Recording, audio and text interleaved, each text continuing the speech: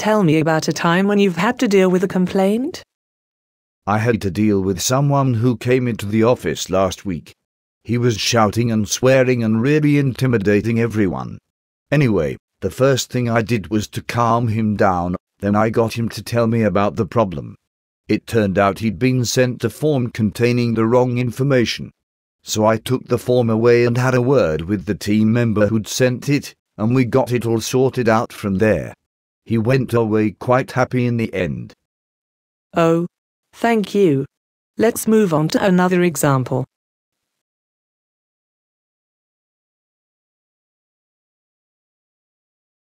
What has happened here? Stuart has given me a relevant example, but has only covered what happened superficially. What's the best way to respond?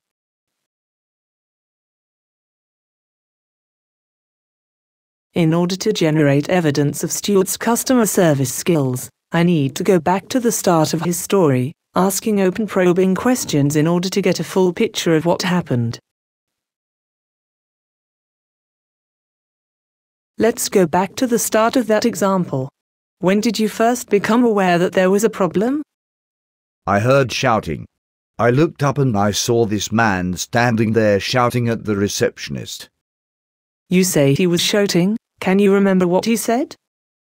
He was swearing. He told the receptionist that we didn't know what the hell we were doing, and he wanted to speak to the person who had sent him the form. So what did you do? I got up and went over to the counter. What made you decide to do that? Because the problem wasn't the receptionist's fault. She wasn't the one who'd sent him the form. And because I have a duty of care to my team. I can't just sit there and do nothing if they are being subjected to that kind of abuse. So you got up and went over to the counter. What did you do then? I said to the man that I couldn't help overhearing his conversation with the receptionist. I introduced myself as the team leader and asked if he would like to go and discuss the problem in private. You suggested discussing the problem in private. Why did you do that? 2 reasons. Firstly, it's the bank's policy to give customers the opportunity to discuss issues without being overheard by everyone else. Secondly, his behavior was quite disruptive, and other customers and team members were looking alarmed and intimidated. You describe his behavior as alarming and intimidating, yet you took him off to a private room. What about your own safety?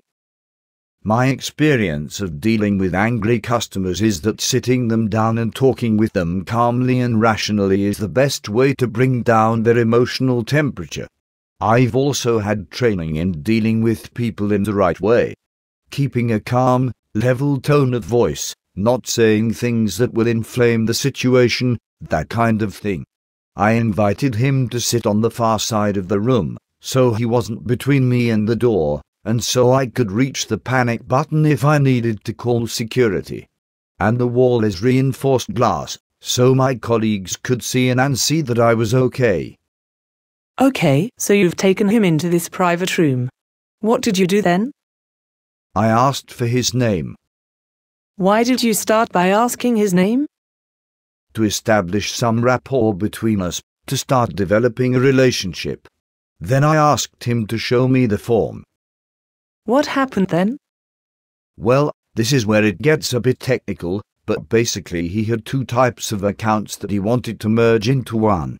And we'd sent him a form for closing his long-term saver account, when the one he wanted to close was his short-term deposit account.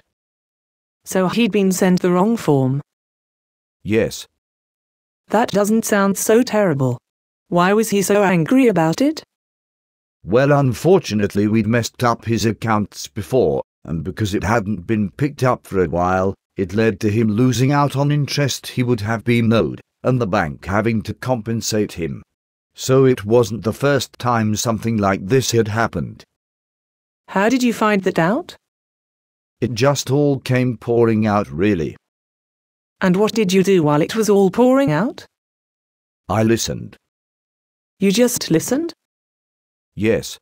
He just wanted to get things off his chest, and I thought he'd be calmer once he'd had a chance to do that.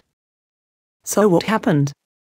He did calm down, quite quickly actually. And once he did, I said I'd go and get the right form sorted out for merging his accounts.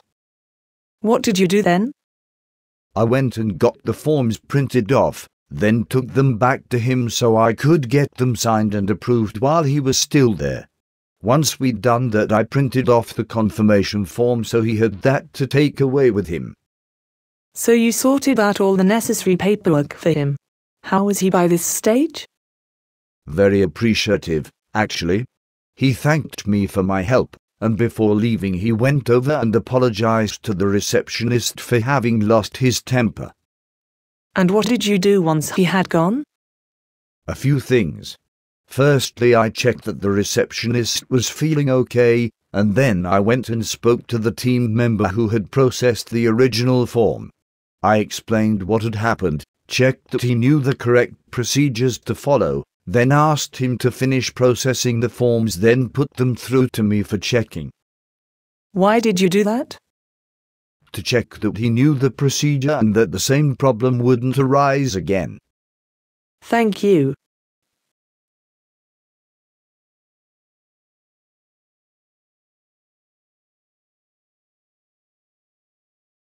A useful guide to interviewing is available from Pensofix either as a single download or as part of an online useful guide library.